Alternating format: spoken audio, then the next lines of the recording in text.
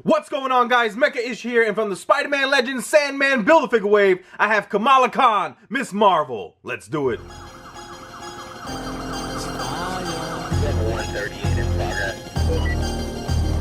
Prepare for launch in 3, 2. Step out of your world and step into mine. Welcome back, guys, to another Marvel Legends action figure review, and I have from the Spider-Man Legends Sandman Build-A-Figure wave, Kamala Khan, Ms. Marvel. So Carol Danvers is now Captain Marvel, and Kamala Khan here has taken over the title of Miss Marvel. Now, she is a Pakistani-American teenage superhero with the powers of shape-shifting, and apparently she has the Inhuman genes as well. But what really excites me is that she is a brand new character and addition to your Marvel Legends 6-inch collection. Now, she comes enclosed in your standard window box that we are very familiar with the Marvel Legends collection. Got the Legend Series logo there. You can see Build-A-Figure, Sandman, beautiful logo of Miss Marvel, a very nice window view of Miss Marvel and all of her accessories, including the Sandman torso, and you have that sweet looking logo at the bottom. Both sides of the packaging carry the same artwork of Kamala Khan, and at the back we have another image of her with the Marvel Legend Series logo, and it says, with shape-shifting powers and distinct Inhuman abilities, Kamala Khan becomes Miss Marvel. And at the bottom you can see the entire lineup needed to build this Sandman. Alright, let's take Miss Marvel outside of this box and let's see what she's all about. So here's Miss Marvel outside of her packaging. Now she stands at 5.5 inches in height.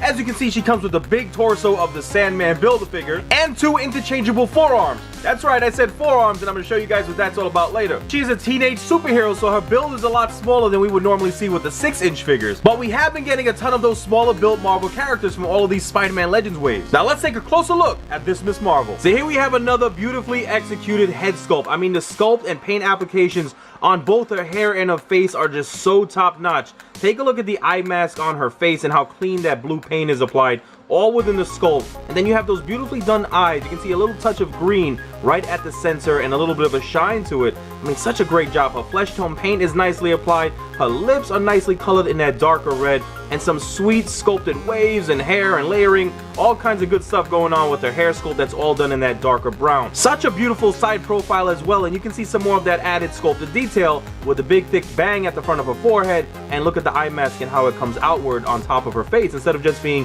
painted on with blue paint. You even have some extra detail with the little crease at the edge of her lip, and they even added some dimples on the figure. I mean, such a pretty looking face sculpt. Now her body mold is again with a teenage build, so she is not overly muscular, which she shouldn't be. You can see she has very soft muscle tone throughout her arms and her legs that are being shown, but then she has this body piece here which looks very cool. I really like the design of this Miss Marvel look for her. Now the top of her torso is in that molded plastic that we've seen before, but I love how they have this dress with the softer plastic just wrapped around her body, and they've done such a great job with that. Now even though you have the thick molded plastic here and the softer plastic, they were able to uniformly match the blue colorings, and that kind of lightning bolt or S that's on her whole entire dress here is nicely applied in that metallic gold color, which looks so awesome and very clean. You even have some piping here on the inside of her shoulders and on the sleeves around her dress, which are nicely painted and applied with that gold. I mean, take a look at how clean that is. And then of course she has this very flexible scarf that's all done in a red molded plastic. Now it also has some touches of that same gold coloring on the outline, but the paint applications are not as clean.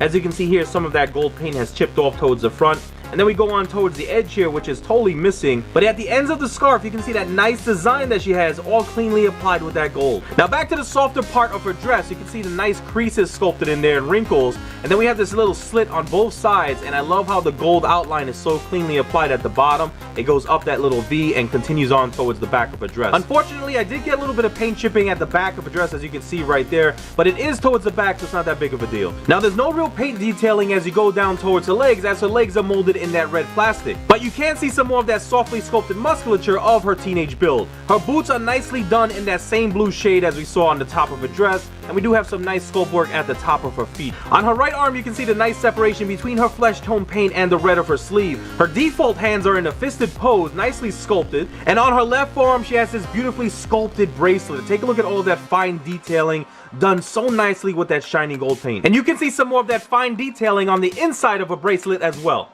Now usually we see these figures with interchangeable hands, and you can take one off and switch over to a differently sculpted and posed hand, but here we have interchangeable forearms. So I'm going to snap this one off and put her left interchangeable forearm in. See how easily that snaps in place, and she is a shapeshifter, so here you have her elongated fisted hand. And the same cool feature applies for her right arm. As you can see, I'm gonna pop this one right off and slide in her alternate open grip hand, and take a look at that, really representing her power set very well. I love the sculpt and pose of this big open grip hand, and then her left fisted hand is also nicely done. Now here you can see that her bracelet expanded along with her, but we still have the same amazing detail in the sculpt work and the paint application. Now for articulation, her head is on a ball joint, so we can get the full rotation all the way around. Now because of the thick sculpt of the back of her hair, she can only extend her head upward so much, but she can look down, as you can take a look here. Nice hinge at the neck as well. Now of course she also has a rotation at the shoulder, and she has a nice hinge, which, check this out, allows for extension all the way up and of course all the way back down. Now she does have a hinge at the elbow, which allows for flexion going upwards and also downwards a great amount, and she has a rotation at the elbow. Her superpowered forearms do not have any rotation or hinge at the wrist, but her regular ones do. As you can see, the rotation and a nice hinge going upward and downward. We have a beautiful diaphragm joint, which allows for rotation all the way around. She can arch her back a great amount, also go forward, and she can tilt pretty much in any direction. So I love these diaphragm joints. Now thankfully her dress has a very soft and pliable plastic, so it should not hinder her range of motion too much. Take a look at this. As I kick her leg to the side, you can see the plastic stretches along with it. Same goes for when I kick her up to the front. Now you are stretching the plastic, so you don't want to give it that warp look, so just make sure you press it back into form depending on how you pose the figure. Now kicking her leg backwards, just like with the other Marvel Legends, the sculpt of her bottom gets in the way, so she really has no movement of the leg backward. We do have a thigh cut rotation, we have a double jointed knee, a boot cut rotation, a nice hinge at the ankle going downward, check that out, all the way upward, and we have a beautiful ankle rocker rotation. And of course, if you're having any trouble standing her up, we do have 2 peg holes at the feet. So there you have it, guys, my video review of the Spider-Man Legends Sandman Build-A-Figure Waves Ms. Marvel.